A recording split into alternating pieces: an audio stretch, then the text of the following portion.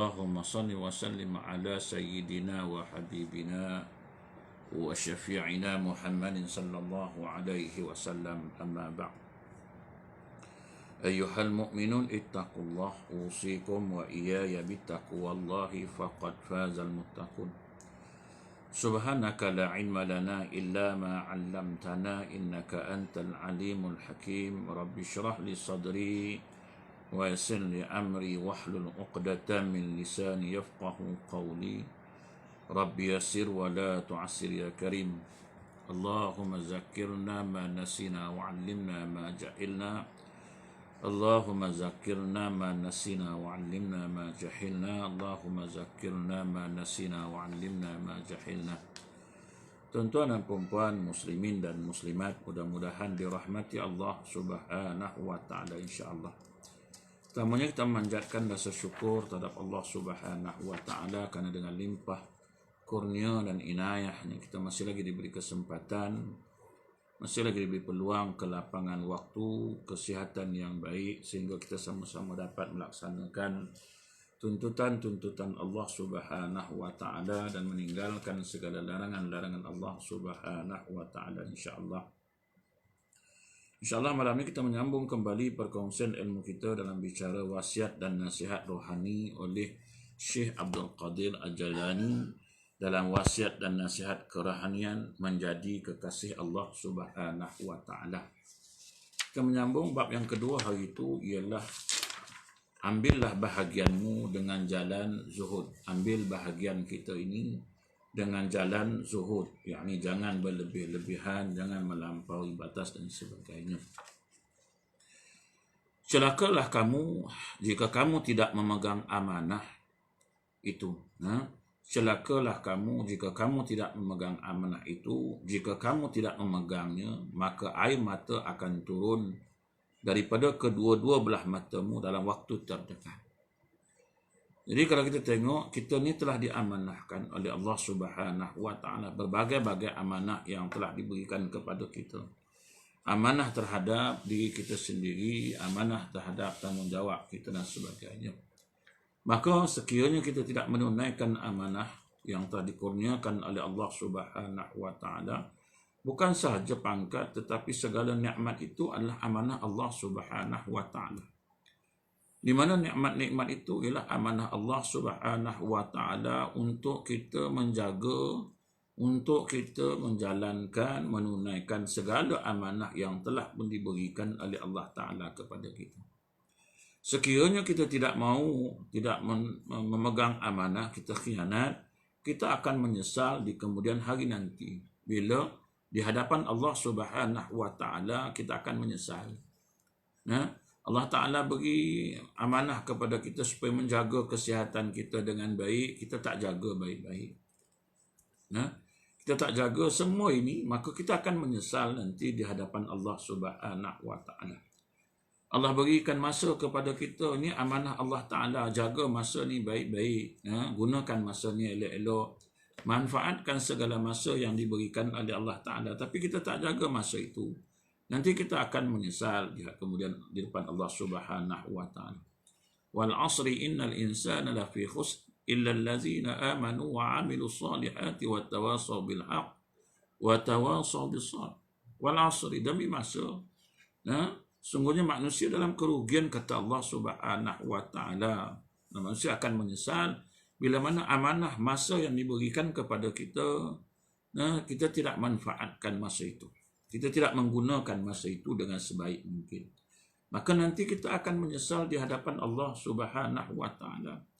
Kenapa masa, waktu, peluang yang diberikan oleh Allah Ta'ala kita tidak gunakan sebaik mungkin. Kita tidak amanah menggunakan amanah yang dikurniakan oleh Allah Ta'ala. Maka diingatkan kepada kita, nanti kamu akan menyesal. Maka air mata akan turun daripada kedua belah matamu dalam waktu terdekat. Nanti bila di hadapan Allah Subhanahu wa taala, kamu akan menyesal. Jalan itu berada di tangan dan kakimu. Sementara Allah Al-Haq menutup pintu rahmatnya terhadapmu, diturunkannya kekerasan dan kesombongan ke dalam hati makhluknya terhadap kamu, serta menghalang semua makhluk untuk memberi kepadamu dan mentaati kamu. Jangan nanti sampai Allah Subhanahu wa taala menutup pintu rahmat terhadap kita. Sebab kita tidak menggunakan amanah, kita tidak memegang amanah itu dengan baik, kita tak melaksanakan amanah itu dengan baik, sehingga Allah Ta'ala menutup pintu rahmatnya. Menutup pintu rahmat dan diturunkannya kekerasan dan kesombongan dalam hati makhluk terhadap kita, serta menghalang semua makhluknya untuk memberi kepadamu, menghalang semua makhluknya untuk memberi kepadamu dan mentaati kamu. Sebab kamu tidak menggunakan amanah itu, kamu tidak melaksanakan amanah itu. Sebab itu Allah Ta'ala kata dalam Quran, Inna aradna al-amanata 'ala as-samawati wal jibal fa abaina an yashfaqna fa hamalaha al-insan innahu kana zaluman jahula.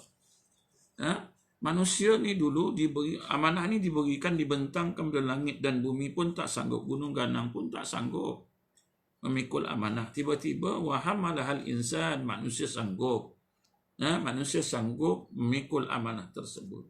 Sampai masa Allah Ta'ala menuntut amanah yang telah diberikan kepada kita, yang kita tidak melaksanakan amanah itu, tidak menunaikan amanah itu, Allah Ta'ala kata, innahu kana zaluman jahula. Kita ni tergolong dalam golongan orang yang jahil, orang yang zalim.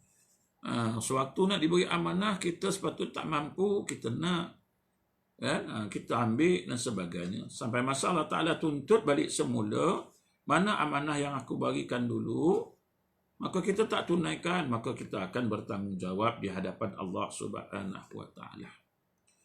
Peliharalah kepalamu terhadap Tuhanmu. Takutlah kepada seksaannya, kerana seksaannya itu amat pedih. Seksaan Allah Subhanahu wa Ta'ala yang amat pedih. Allah dah ingatkan kepada kita, seksaannya sangat pedih. Walahum azabun syadid. Azab yang sangat dahsyat, sangat keras. Dia menyeksamu dengan apa yang sudah diamanahkannya kepadamu.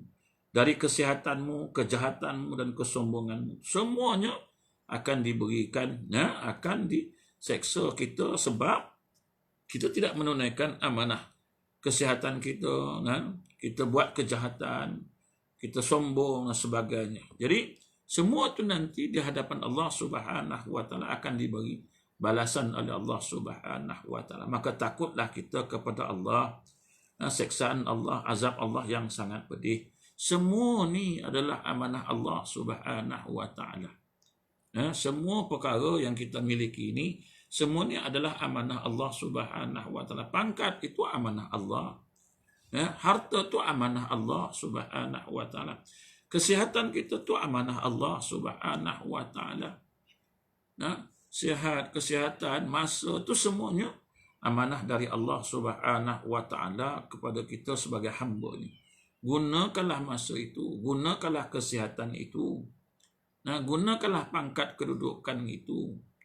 Semua itu kita gunakan untuk mengabdikan diri kepada Allah Subhanahu wa Ta'ala. Bukan untuk sombong, bukan untuk ujub, bukan untuk riak dan sebagainya. Bukan. Tapi kita gunakan semua itu untuk nak mengabdikan diri kepada Allah Subhanahu wa Ta'ala. Allah Ta'ala bagi kita ilmu bukan untuk kita sombong, bukan untuk kita riak, bukan untuk kita berbangga diri. Allah Ta'ala bagi kita ilmu, bagi pinjam sedikit ilmu, untuk kita kongsi-kongsikan ilmu itu bersama-sama. Mudah-mudahan kita sama-sama dapat manfaatkan. Mudah-mudahan kita sama-sama dapat amalkan. Mudah-mudahan kita sama-sama dapat keridhaan Allah Subhanahu wa Ta'ala. Bukan Allah Ta'ala bagi ilmu itu menyebabkan kita boleh jadi sombong sebab kita orang berilmu. Bukan Allah Ta'ala bagi pangkat kedudukan itu kita jadi sombong sebab kita dah ada pangkat kedudukan, kita ditakuti, kita dihormati, disanjungi sehingga kita jadi sombong. Bukan. Kita dibagikan harta lebih sedikitlah dari orang lain. Bukan untuk dengan harta itu kita menjadi sombong, riak, bangga diri. Bukan. Tapi lah, semua itu kita suruh kongsikan. Allah Ta'ala kata kongsikan. Harta kami itu ada haknya. Ilmu kami itu ada haknya. Semua itu ada hak-hak tertentu yang harus diberikan. Jadi kalau kita faham betul-betul, kita nak jadi kekasih Allah Subhanahu wa Ta'ala, kita nak dapat kepercayaan Allah, kepada kita, nak dapat keridhaan Allah Ta'ala kepada kita, maka kita kena menunaikan amanah yang telah diberikan kepada kita. amanah harta, amanah ilmu, amanah pangkat, semua itu Allah Ta'ala bagi, itu adalah amanah Allah Subhanahu wa Ta'ala yang sepatutnya kita gunakan untuk mendekatkan diri kepada Allah, mengajak manusia mendekatkan diri kepada Allah Subhanahu wa Ta'ala. Kemudian dia kata, peliharalah kenikmatan yang dikurniakannya dengan bersyukur. Semua nikmat ini kita kena syukur pada Allah Subhanahu wa Ta'ala. Apabila Allah Ta'ala kurniakan nikmat itu kita letakkan pada tempat dia. Kita gunakan nikmat itu pada tempat dia lah. Nikmat mata kita gunakan pada tempat dia. Nikmat akal fikiran kita gunakan akal fikiran kita dengan baik. Nikmat masa kita gunakan masa itu dengan baik. Semua nikmat-nikmat ini kita gunakan pada tempat dan kedudukannya, maka itulah yang dikatakan kita bersyukur di atas segala nikmat-nikmat Allah Ta'ala. Bukan cukup hanya sekadar mengucap memuji Allah, Alhamdulillah. Berapa kali sangat kita ucap Alhamdulillah dalam satu hari ini, sedangkan segala nikmat sampai tak terhitung banyaknya. Fabi ayyi ala'i rabbikuma tukadziban, sampai 31 kali dalam surah Ar-Rahman diulang-ulang oleh Allah Ta'ala, nikmat Tuhan mana lagi lah yang kamu nak dustakan. Nikmat Tuhan mana lagi yang kamu nak dustakan. Sebab kamu tak boleh dustakan segala nikmat aku. Nak kata nikmat tak cukup masa lebih 24 jam takkan tak cukup. Nikmat sihat dan sebagainya. Semua nikmat-nikmat itu kita manfaatkan, kita gunakan untuk mengabdikan diri kepada Allah Subhanahu wa Ta'ala, menggunakannya untuk Allah Subhanahu wa Ta'ala, untuk mendekatkan diri kepada Allah Subhanahu wa Ta'ala. Kemudian dia kata, terimalah perintah dan larangannya dengan mendengar dan mentaatinya. Sami'na wa ata'na. Terimalah perintah Allah Subhanahu wa Ta'ala dan larangannya. Perintah kita terima, larangan pun kita kena patuh, kena ikut, kena dengar. Apa saja perintah Allah Subhanahu wa Ta'ala, sami'na wa ata'na. Apa saja larangan Allah Ta'ala, sami'na wa ata'na. Allah perintah solat, solat. Allah perintah tinggalkan minum arak, tinggalkan. Allah tinggalkan perkara-perkara yang diharamkan, tinggalkan. Alhamdulillah. Waalaikumsalam. Alhamdulillah boleh dengar kuliah Ustaz Yong. Saya Alhamdulillah malam ni baru menyambung kembali kuliah saya sebab semalam ada sebab-sebab tertentu yang sebelum itu saya ada di Taiping. Ni baru balik kuliah di rumah balik semula secara online. Biasanya di masjid. Oleh kerana di masjid tak boleh. Jadi saya buat kuliah live ini tiap-tiap malam lah selagi ada waktu, ada masa, kesempatan, insya-Allah saya akan berkuliah secara live ni. Jadi siapa-siapa yang berkesempatan bolehlah tengok, bolehlah mendengar sebab kita pun tak boleh nak ke masjid. Sekarang ni isu ke masjid pun jadi masalah bila masjid nak buka dan sebagainya. Sabarlah tuan-tuan. Jadi tuan-tuan insya-Allah kita sambung. Terimalah perintah dan larangannya dengan mendengar dan mentaati. Dan bukan hanya sekadar mendengar perintah dan larangan, tetapi tidak patuh, tidak taat, tidak mengikutinya. Sami'na wa asaina, dengar tapi tak ikut juga perintah. Tahu Allah Ta'ala suruh, tapi kita tak buat juga. Tahu larangan Allah Subhanahu wa Ta'ala, tetapi kita masih juga melanggar larangan Allah Subhanahu wa Ta'ala. Jadi kesemua ini menjadi kemurkaan Allah Subhanahu wa Ta'ala. Menjadi kemurkaan Allah Ta'ala.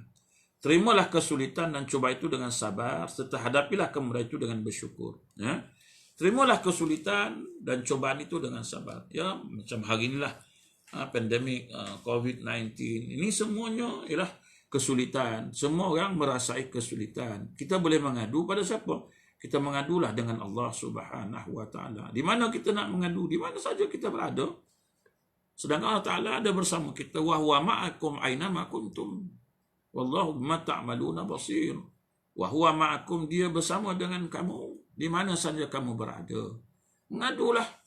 Tak semestinya kita mesti pergi masjid dulu baru boleh mengadu. Ya, tak dapat pergi masjid, mana yang boleh di rumah? Ya, kita di rumah lah. Kita mengadu dengan Allah Subhanahu wa Ta'ala. Ya Allah, aku rindu nak datang rumah Engkau, ya Allah, tapi tidak dibenarkan atas sebab-sebab musibah yang menimpa, virus yang menimpa. Ini semuanya dari Engkau ya Allah. Angkatlah kembali ya Allah. Ya, doalah pada Allah Subhanahu wa taala. COVID ini dari Dia, kita mohonlah supaya Dia yang angkat kembali dan sebagainya. Ya, kita sentiasa terima kesulitan dan cobaan dengan sabar. Ya. Sebab Allah Ta'ala akan menolong orang-orang yang sabar. Justru itu kita sabarlah. Ya. Banyak kadang-kadang kita ni mengeluh macam-macam lah. Ialah semua orang merasai kesusahan, kesulitan dan sebagainya. Kalau kita rasa kita sulit, mungkin orang lain lebih sulit lagi. Kalau orang lain, kalau kita rasa kita ni cobaan yang sangat berat, mungkin orang lain lagi berat lagi cobaan dia. Kita yang tak tahu. Macam kita tengok orang lah, kan? Tengok orang, kadang-kadang kita rasa seronok dia kan pakai kereta mewah, tapi kita tak tahu derita yang dia hadapi. Kita yang menengok. Bila kita pakai, baru tahu sengsaranya pakai kereta mewah ni. Kan? Kita je rasa seronok tengok orang hidup mewah, jalan sana kemari kan. Tapi kita tak tahu deritanya, kita tak tahu. Kan? Begitu juga dengan kesulitan. Kita tahu kesulitan kita. Mungkin kita tengok orang lain lebih sulit lagi. Dan kita je yang tak tahu kesulitan yang dihadapi dan sebagainya. Kita masih boleh makan lagi, ada orang sampai tak boleh makan, tu macam mana? Jadi, terimalah kesulitan dan cubaan itu dengan sabar. Serta hadapilah kemudahan itu dengan bersyukur. Bila dah senang, bila dah mudah, nikmat banyak, bersyukur pada Allah Subhanahu wa taala. Bagaimana cara bersyukur? Kan macam hari inilah orang-orang yang senang, bersyukurnya bagaimana? Menggunakan kesenangannya membantu saudara-saudara yang memerlukan, yang susah. Kan? Jangan kita rasa kita dah senang, kita memperlekai itulah dulu tak ingat. Itulah masa senang dulu tak ingat. Jangan. Kan? Kita pun tak tahu. Hari kita pula, hari ini mungkin kita senang, kita hidup mewah. Kan? Tapi satu hari nanti mungkin Allah Ta'ala bagi pula kepada kita kesusahan yang lain. Bukan kesusahan ini, tetapi kesusahan yang lain. Waalaikumsalam, Ustaz Batu Pahat. Alhamdulillah, syukur saya dah balik ke Kuala Lumpur tuan. Balik ke Kuala Lumpur, dah tak boleh kuliah di Batu Pahat, saya buat di rumah. InsyaAllah. Jadi kita jangan memperlekeh orang lain. Kan? Jangan kita perlekehkan. Alhamdulillah Pak Jak, mudah-mudahan Allah Ta'ala kurniakan kesihatan yang baik. InsyaAllah, amin. Amin ya Allah. Jadi kalau kita tengok, kita ini bila menghadapi kemudahan, ada kesenangan sedikit, Allah Ta'ala nak uji kita pula, nak mengangkat darjat kita. Dia bagi kita kesenangan, orang lain susah. Masa inilah kita nak menggunakan kesenangan kita untuk mencari pahala yang lebih, ganjaran pahala yang lebih di sisi Allah. Manfaatkanlah kesenangan kita itu untuk membantu orang lain. Jangan sampai besok orang lain semua dah senang, waktu tu kita nak memberi, waktu kita nak membantu orang dah tak perlu dah. Macam orang dulu lah tuan-tuan kan, dulu zaman dulu lah tahun 70-an kan. Tahun 70-an ni kalau kat rumah kat kampung tu pokok rambutan tak banyak lah tuan-tuan. Ada orang yang ada pokok rambutan kan, ada orang tak ada. Jadi kadang-kadang kita yang tak ada ni nak minta lah pada yang ada. Allah, susahnya tuan-tuan kan. Susah tuan-tuan. Tak masak lagi lah, muda lagi lah. Semua ada tuan-tuan kan. Tapi hari ni orang dah banyak pokok rambutan sampai dah mati hitam mata pokok dah kan.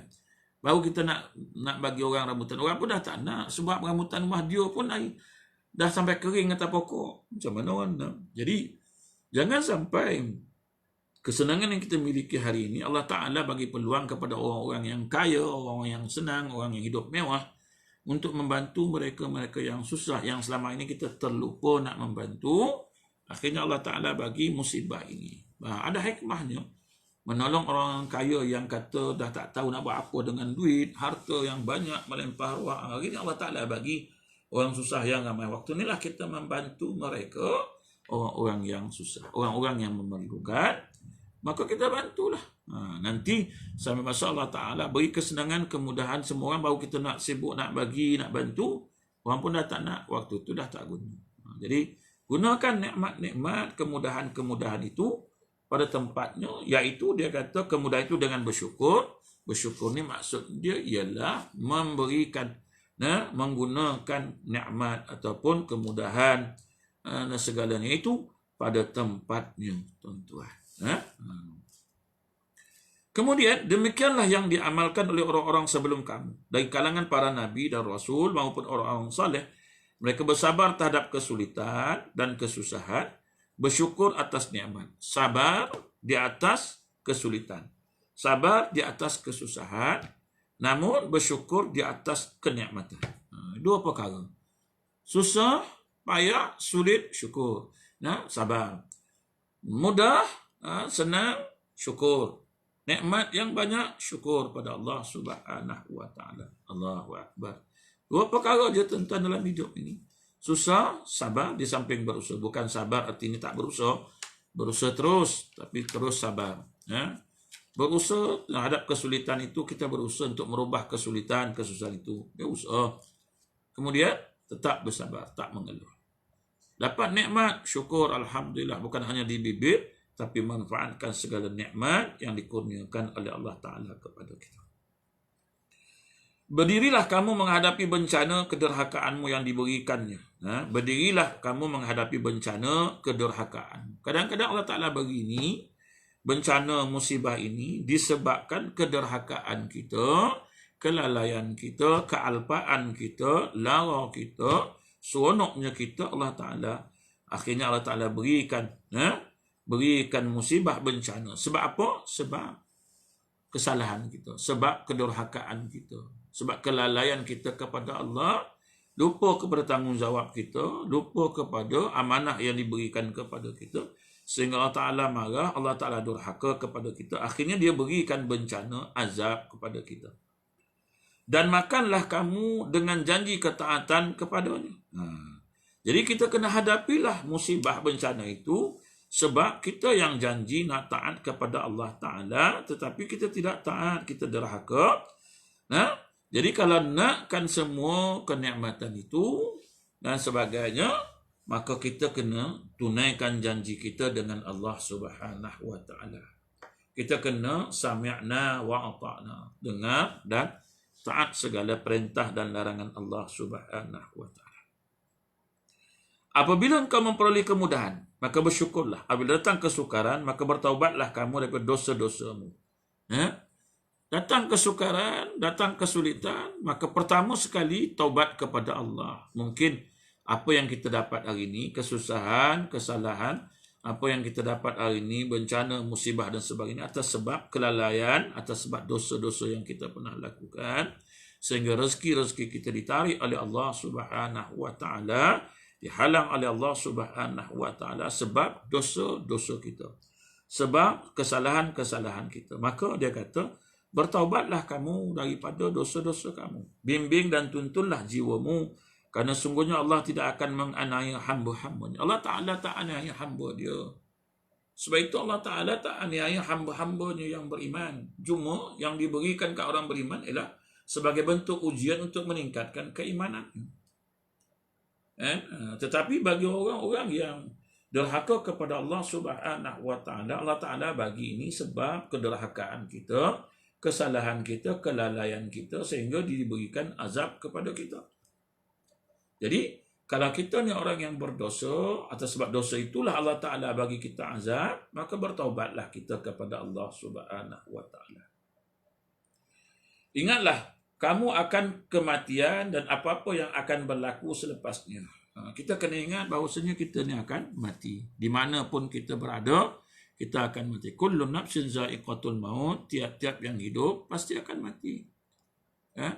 Lambat ataupun cepat pasti akan mati. Di mana sahaja kamu berada, ainama takunu yudrikumul maut walau kuntum fi burujin musyayyadah. Di mana sahaja kamu berada, pastinya kematian itu akan kamu rasai. Ainama takunu yudrikumul maut walau kuntum fi burujin musyayyadah. Sekalipun dalam tembok yang kukuh, benteng yang kukuh, kematian tetap akan datang.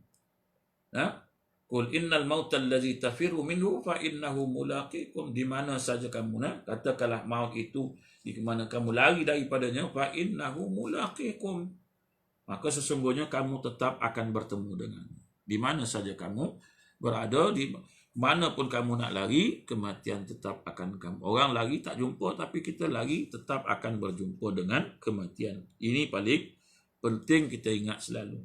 Orang yang bijak ialah orang yang selalu mengingat zikru zamil lazat. Maknanya mengingat perkara-perkara yang menghilangkan lazat kita ni. Iaitu apa? Kematian. Ingat selalu bahawasanya kita ni pasti akan menemui kematian. Lambat laun pun kita akan menemui akan kematian. Jangan kata saya muda lagi Ustaz, saya alhamdulillah tak ada sakit apa, encik manis tak ada, darah tinggi tak ada, kan, jantung alhamdulillah, exercise hari-hari tak. Kematian tak mengenal itu. Sampai masa, sampai tempoh adalah sebab kan kematian. Kadang-kadang jatuh bersikal pun meninggal. Kita pun jatuh bersikal meninggal. Ya betul, ya. Tak semestinya mati ni dengan dihempap dekat keren baru nak mati kan. Terbalik kereta itu pun kadang terbalik kereta ada gak yang tak mati dan sebagainya. Jadi kematian itu hak milik Allah Subhanahu wa taala.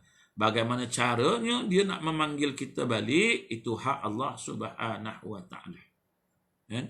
Tak perlulah kita nak pertikaikan. Kenapa? Mengapa? Takkanlah yang timpa dekat lidi penyapu pun meninggal.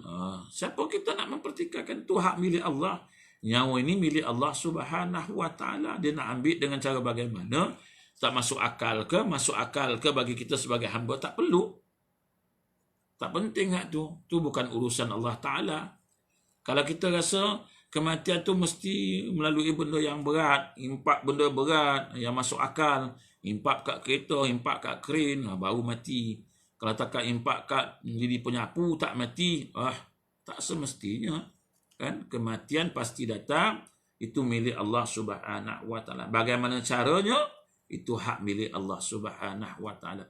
Tidak ada hak sama sekali untuk kita nak mempertikaikan, untuk nak berfikir, nak masuk akal, tak masuk akal, tak penting bagi Allah. Kemudian dia kata,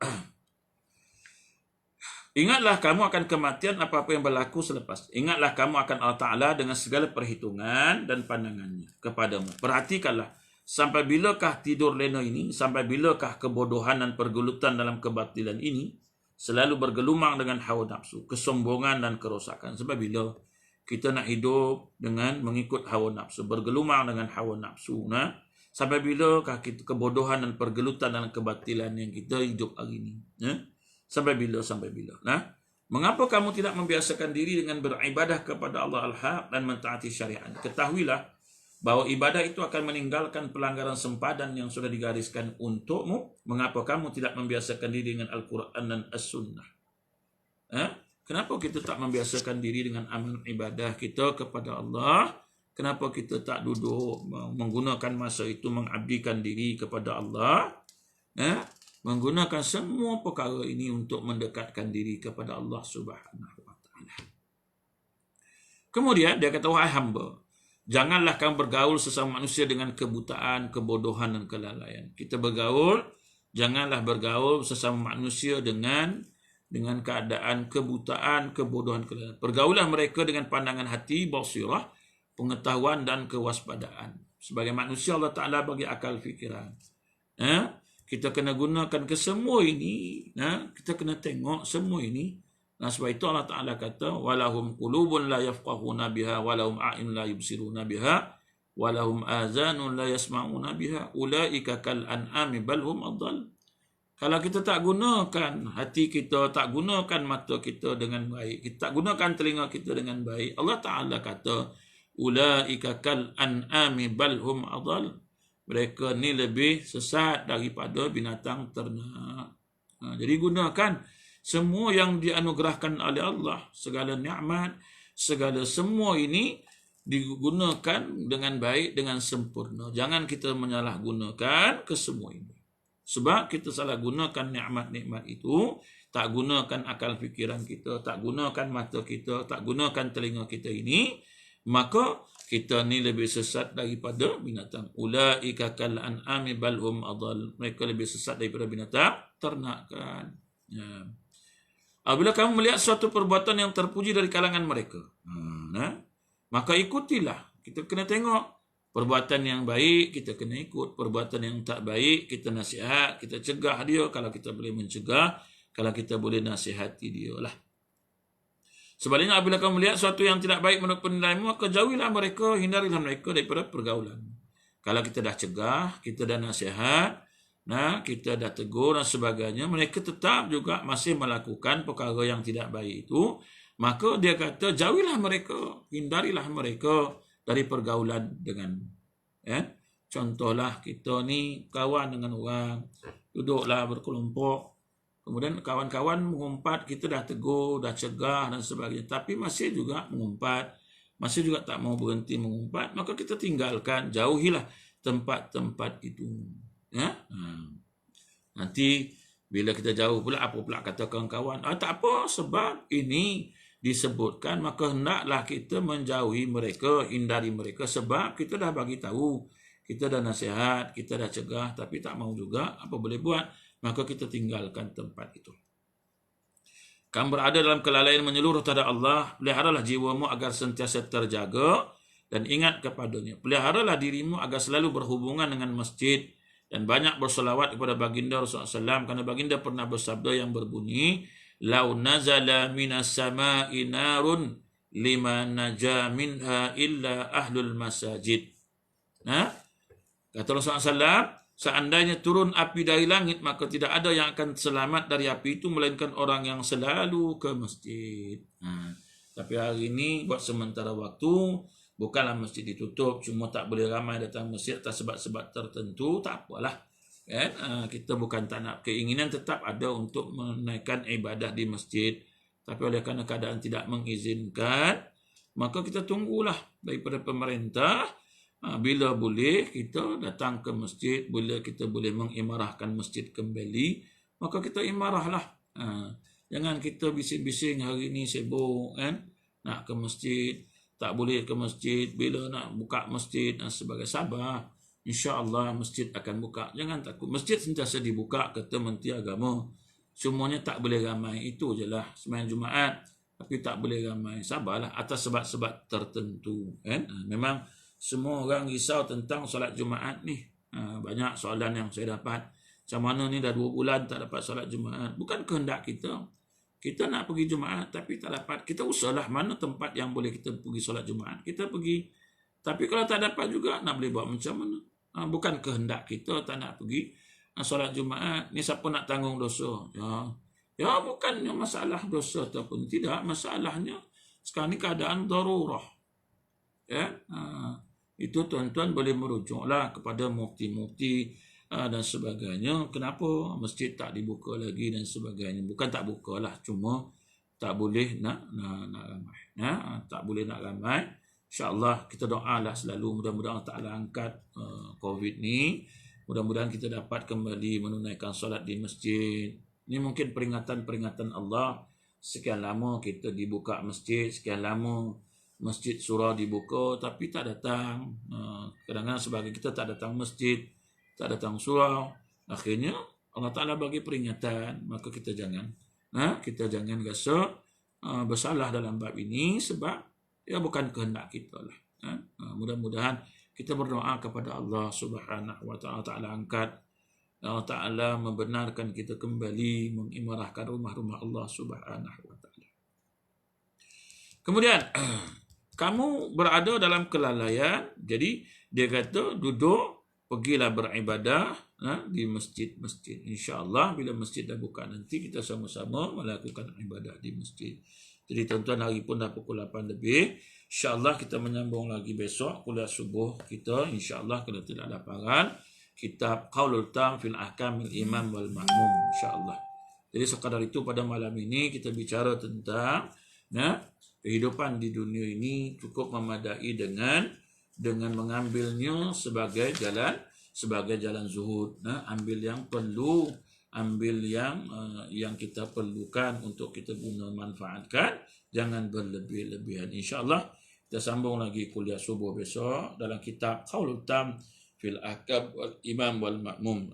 Kuliah maghrib kita menggunakan kitab wasiat dan nasihat kerohanian oleh Syekh Abdul Qadir Jalani, bagaimana menjadi kekasih Allah Subhanahu wa Ta'ala. InsyaAllah kita jumpa lagi subuh besok dalam kitab Qaulul Tam fil Ahkam Imam wal Ma'mum. Siapa yang boleh cari kitab ini, Ini besok pagi insya-Allah masalah yang ke-79 insya-Allah. Takbir ada 6 bagai insya-Allah pagi besok. Wallahu a'lam. Auzubillahi minasyaitonir rajim. Allahumma aghnina bi zinil hilmi wa akrimna. Allahumma inna nas'aluka ilman nafi'a wa rizqan halalan thayyiban wa 'amalan mutaqabbalan. Sallallahu alaihi wasallam. Alhamdulillahirabbil alamin. Assalamualaikum warahmatullahi wabarakatuh.